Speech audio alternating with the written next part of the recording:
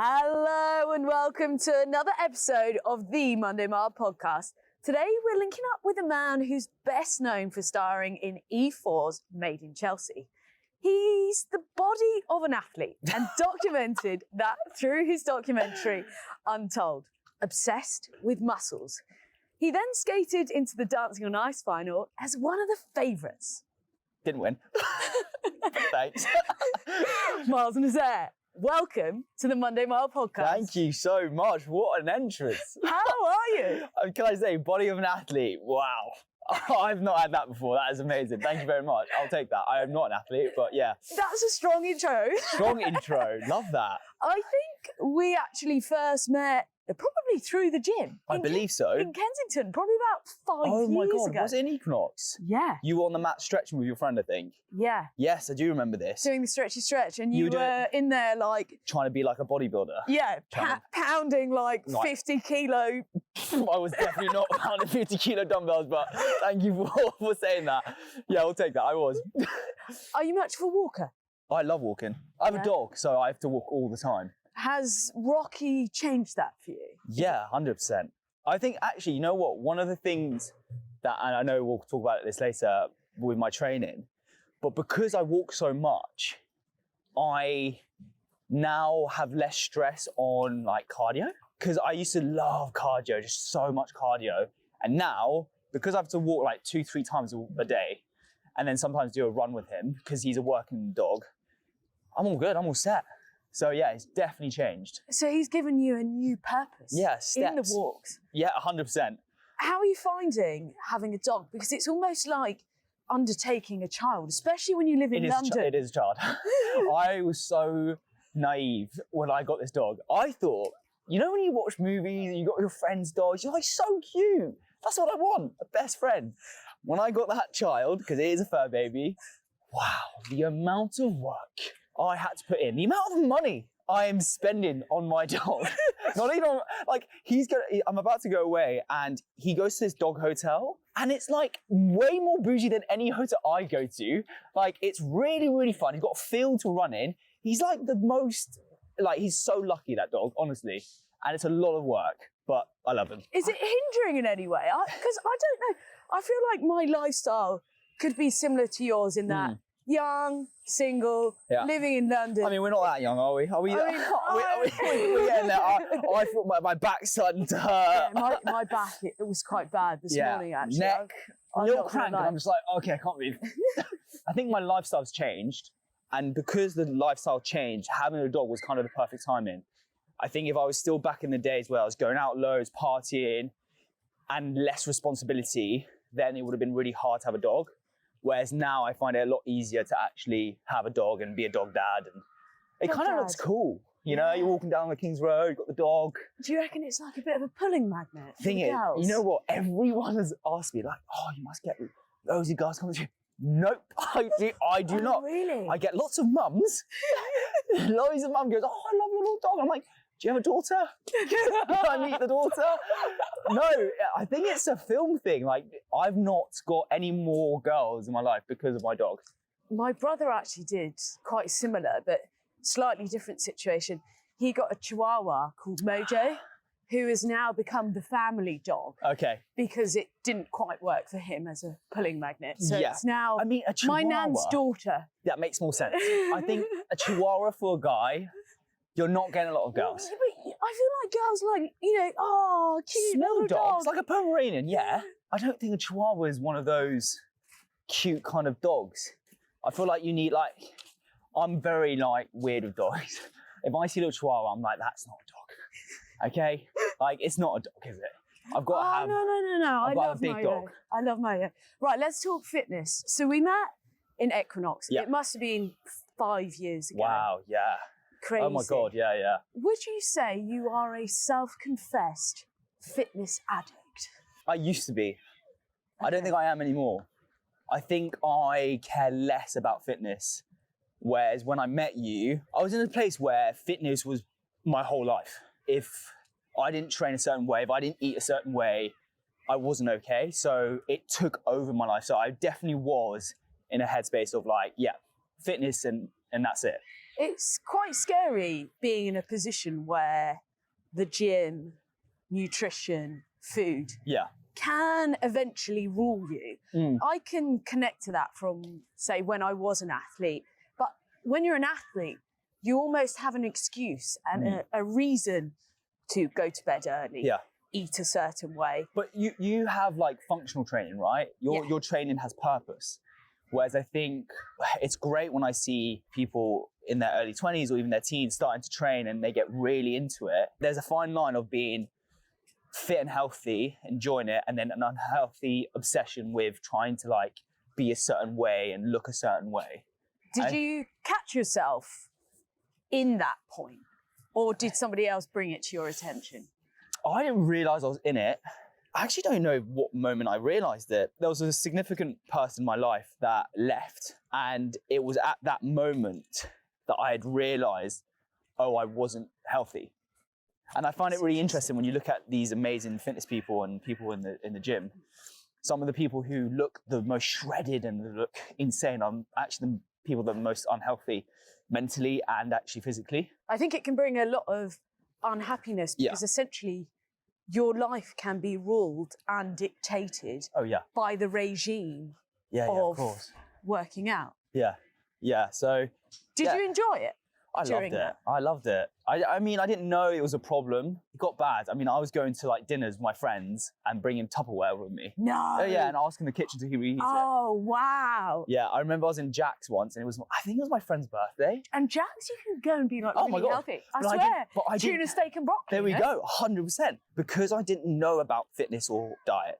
It was so interesting. You probably think, oh, because I looked a certain way, I knew so much about what to eat and all that. No, I didn't. I didn't know anything about food. I didn't know anything about actually anything in that kind of section. I was just doing what I thought was the right thing, which was this kind of, social media didn't really help as well, like watching bodybuilders and eating chicken and rice and being on this severe diet, constantly bulking, cutting. And it was like this whole like, yeah, I want to be this guy. I don't even know why I wanted to be that guy. It just happened. Do you think there's an element of addiction once you get into the routine of being that way?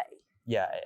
You can easily get really, really self-obsessed, and not in the arrogant way. You know, being so self-obsessed when you're like this and when you get into this kind of regime, you know, you think it's healthy because you've got discipline and you've got like a routine, but you end up judging every aspect of your body. You start like really over-analyzing everything about your being, and that is super unhealthy.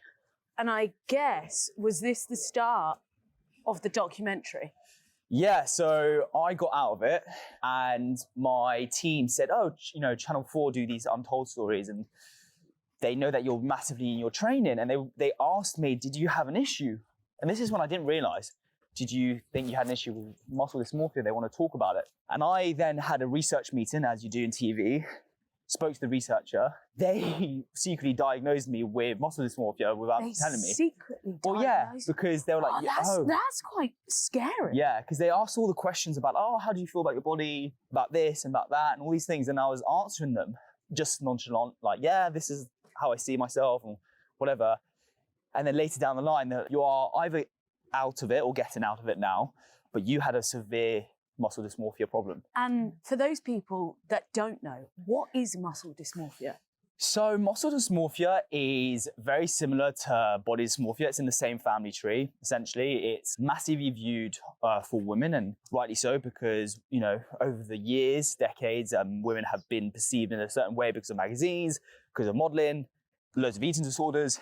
We're in this kind of weird place where we constantly want to be really lean and we want to be bigger. So we always look ourselves in the mirror thinking we're tiny. So you look at yourself thinking that you're not actually quite big. So you've got this chase of becoming this really, really big person and muscly. And basically you never see that in yourself when you look in the mirror. And that's what basically muscle dysmorphia is trying to do everything you can. So that could be surgery, steroids, overeating, undereating, to look as like a bodybuilder.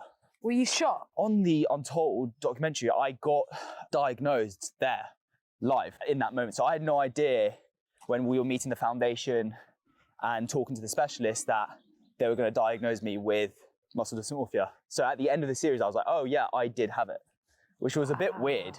That's kind of weird because that's essentially being taken out of control and then catapulted into the public eye. Were you okay with sharing that publicly? Yeah, I think for me, I just genuinely know that so many of my fellow gym goers and my friends in the gym all suffer with a mild amount of muscle dysmorphia. And I thought it was a really good place for me, someone that I think a lot of people don't think I have issues or problems in life, would come out of this and talk about this issue.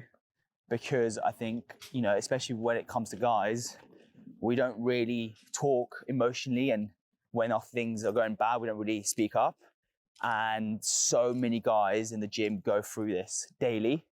So I thought it'd be a really good place where hopefully I can help people. Massively so, because I think so many people are unaware of those issues with size, with plastic surgery, and don't maybe see it as a problem, yet they're still being controlled by it.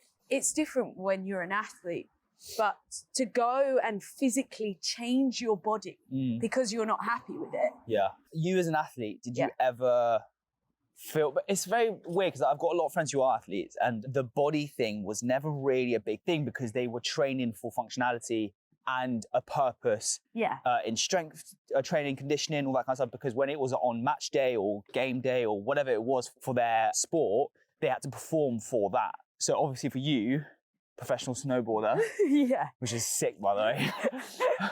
I know you're a skier. We won't mention that. Hey, I'll give you a little. I used to be a skateboarder. Okay. And I skied because it was the only option. Right. I know I would be a sick snowboarder because I can surf really well. Okay, we need to test that. We need to test that. We need to do that. Maybe I'll ski and you can snowboard. Yeah. Okay. Level things out. Okay. So yeah, did you ever have an issue? Yeah, I think the interesting thing is you're right. You hit the nail on the head with function. Function is always the purpose of training and the motivation, but yet there's still something within being an athlete where you're propositioned as an athlete to look a certain way. Okay. So interestingly, I'd say towards the latter end of my career, I would have felt a pressure to look like an athlete. Yeah. So yeah, being open and honest, there was definitely an element of that for me, which maybe was the wrong motivation. Yeah. And I'd say I'm now in a place where I went, you know, from one extreme to the other, and now I'm much happier and much more balanced in that. Yeah. When it comes to your journey, you've done the documentary, you've spoken out about it, you had plastic surgery, Miles. Yeah. Do you look back on that now and think, wow, what was I doing? It's weird because in America, it's really common to get gynecomastia surgery. Really common. What is that for those listening?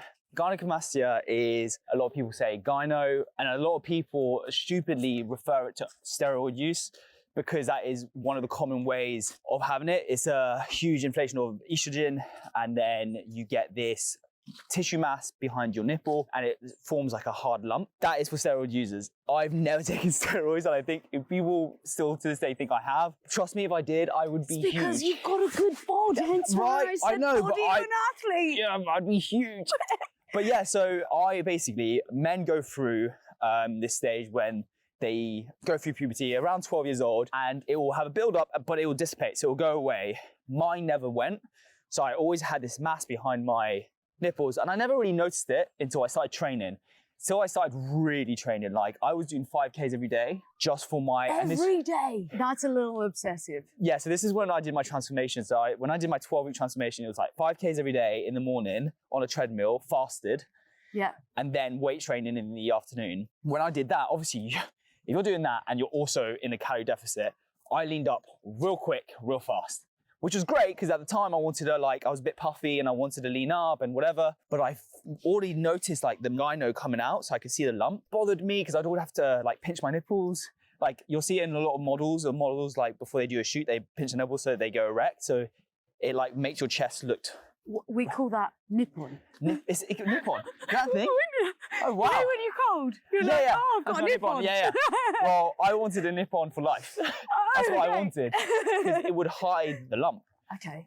So I was doing that all the time, and I was getting a bit self-conscious. And it's weird. I sort of regret it and don't regret it. I regret it in the sense that I didn't do it right. Yeah. So I got a huge lump. If you look at my videos, like it was like a piece of steak that big in my chest, got rid of it.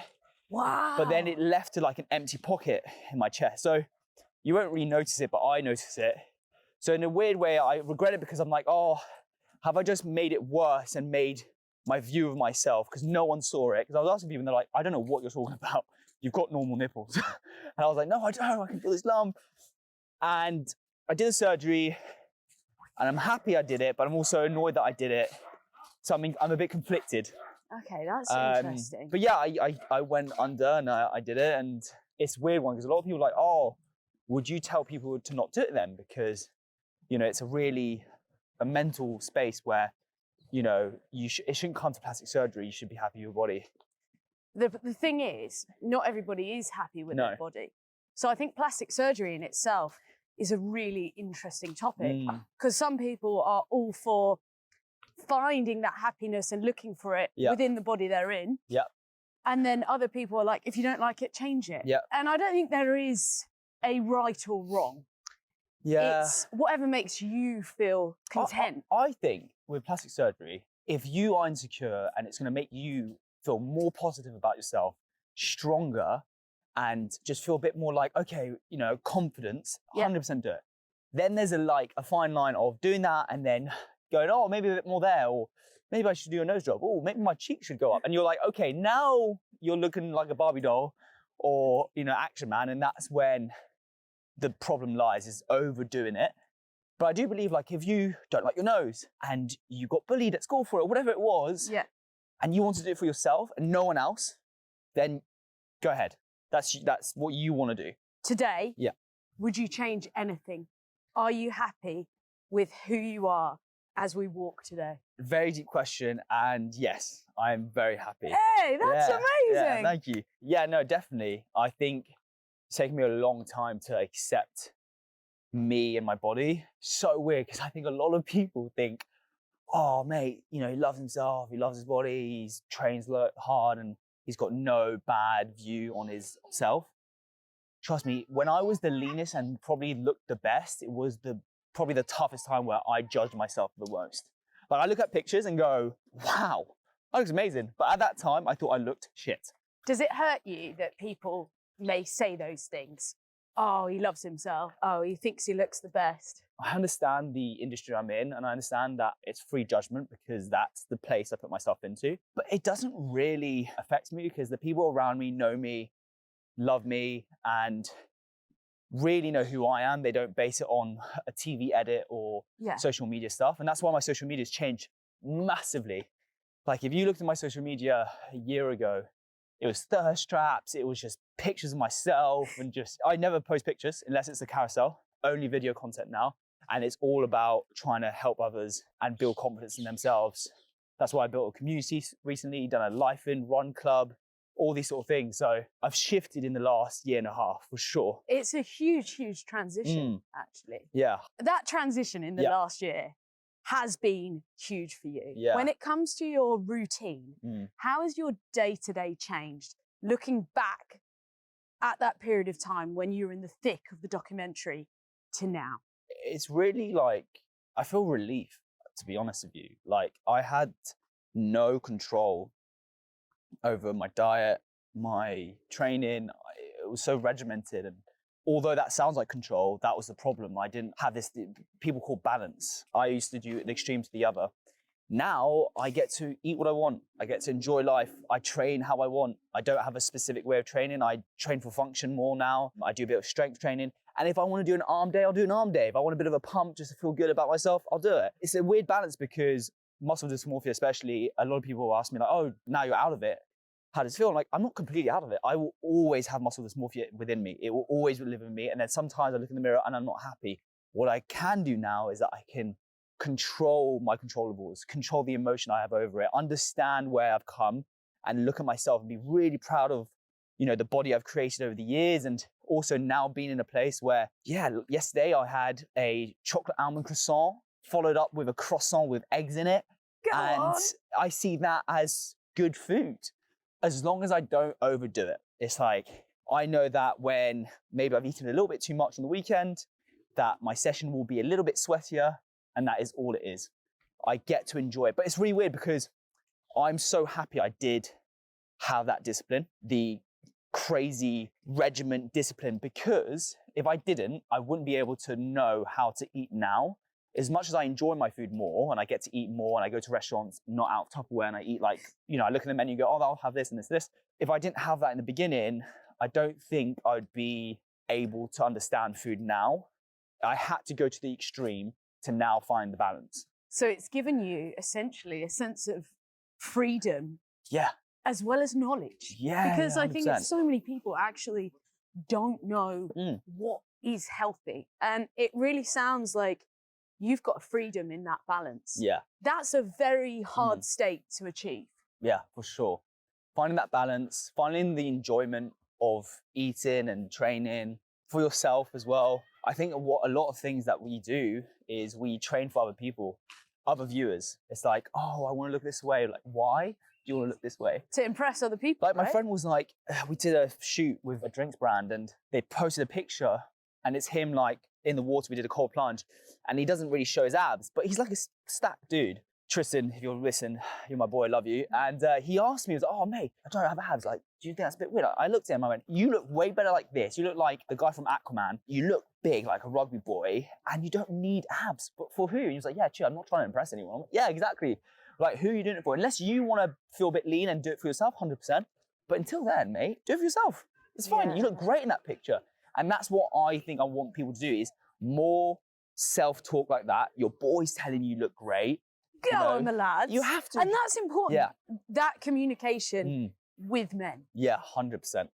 You've got to have that open communication because I think it's very easy in boys groups. I think now in society, it's great that we get to be way more vulnerable and emotional with each other in the boys. But there's still that kind of like, boys shouldn't talk about their emotions, shouldn't say this, and you should do this. And it's nice to see that that's slowly breaking away. You've spent a large portion of your life in reality TV. Yeah. You went to Brit School. Do you think you were destined for reality, or is that changing? So my dad always wanted me to be an actor. So he was, not that he was disappointed, he was super happy for me to do the reality TV. I think because I was in the creative industry, I was always going to do something in film, TV, radio, whatever it was going to be. TV found me. I found out I was very good at it. And I'm really like happy I did it because it kind of made me able to do all these things now and have the platform I have and live a lifestyle that I want, which is great. But now I'm focusing on different things. I don't know how much longer I'll be in TV reality. This is a little exclusive here, but next year may look very, very different for any viewers of Chelsea and also just in terms of the next project. Also, I just want to do my personal businesses and see where that takes me. And I've also actually entered, my dad has put me in a French film that's going to be shown at the Cannes Film Festival. So I'm doing a short film and it's like a very big director, producer who've done like big films in France. So I am now tapping into the film industry, which is going to be interesting. There you go. There's the exclusive. Yeah. You also spent a bit of time in Australia this year. Yes, I did. You tapped into Made in Bondi. Made in Bondi, yeah. Me and my best friend have this thing. It's called the holiday vibe. Yeah. So when you're away, you're slightly more carefree, so to speak, because you're out of your regime or routine. When you were out there, did you find, even though you were being filmed, you were doing a TV show, you had that sort of holiday spirit, which allowed you to sort of be a little more carefree? Yeah, 100%. It was a holiday. It was work, even though we were filming every day, but it was so easy because we were in Australia, first of all. Like you said, there was no routine that I had to get up to, no dog, no nothing. Like it was very much, I'm here to have a good time. I'm here for a month and you let yourself a bit go and it's great. Did it allow for greater spontaneity than, say, filming here for Made in Chelsea? 100%. In London, I love, it's great filming here and we get to do amazing things. But when we were out there, it was so much fun to discover new culture, new people and do different things. And also the culture in Australia, which I love, is they wake up at like 6 a.m. They're all in doing gym classes. Everyone's running. Yeah, it was definitely an amazing trip, for sure. That's a bit of you. That's a bit of me. I was in Australia this year, actually. I was there in February. We flew through Bondi for a couple of days. Yeah, but we Bondi's did beautiful. Perth, Melbourne. Yeah. And Sydney. You just can't go wrong, Yeah, can you? 100%. Miles, we are on the Monday Mile Walk and Talk podcast. So we like to ask all of our guests what their relationship is like with Monday. Do you like a Monday? So it's so weird that you said this. I literally posted up this morning on my Life In channel about Mondays. My thing is, at the moment, is try not to escape the life you have, build the life you want on your weekends, and have the Monday as not, oh, I've got to go to work, and have a Monday as like, I'm building the life I want. So every day you're trying to build and build. And then one day you'll be able to be like, oh, I work for myself, or I'm doing this, I've achieved this, I've got my, university degree, whatever it is, and be excited by each day and not feel the slog of, oh, it's Monday. So yeah, I'd say definitely look at Mondays in a different way, not as a start of the week and it's a long week. Think of it as the building process of your life. So we're building today. We're building today. What are we building today? Well, the legs later. Gotta build a tin. I'm building hopefully the life I want my kids to live. It's weird. There's a question that I've never thought I'd ask myself, like, what is my purpose in life? Amazing career and, happy family and good friendships and all these sort of things. But I'm excited to be a dad one day. And I really want to build a life for my future kids. I want them to never have a stress or worry that I've had in my life. Not that it's not built me up to be the person I am today, but yeah, I want to make sure that I've done everything I can now for them. That is so strong, Miles. Thanks. There's huge depth to you. So I know, some would think I'm just a reality star. In some ways I am, but there is a heart in there somewhere. And lastly, Miles, we like to ask all of our guests if there's a life motto or quote that you live by that you can share with our listeners. So for me, it's I've actually got it tattooed on my chest. This too shall pass. And this references to good or bad. When you're in a really bad place, remember this will pass, and it will. Trust yourself, trust the process, embrace the emotions. And when you're happy and everything's going right, remember that will pass too. And that means cherish that moment, be in it and live it, and don't run so quickly that beautiful moment passes so quickly. So in both ways, good or bad, know that this too shall pass. We're in it. We're living it. We're living it. Monday Mile listeners, thank you so much for joining us. You know what to do. Make sure you subscribe and listen to the audio. It drops at 12 a.m. every single Monday morning for the early risers. Miles, I absolutely love that. Thank you. You've got the gym to get to. Yep. You've got a dog to go get from doggy daycare. Yeah, right? exactly. I've got to pick up Rocky. Monday Mile listeners, it's a wrap. Boom. Thank you. No worries, that was great. It was so I really good. enjoyed that. For those of you that are still listening, I think we've just walked 1.6 miles, and I can confirm, I think you walked faster than Gabby Logan, who's been the fastest walker on the podcast yet. That's right. You even were out of breath. Yeah, so my life is, no, I love it. I love a walk. Great. I walk fast really all the time now. I love a walk as well. Yeah. Boom.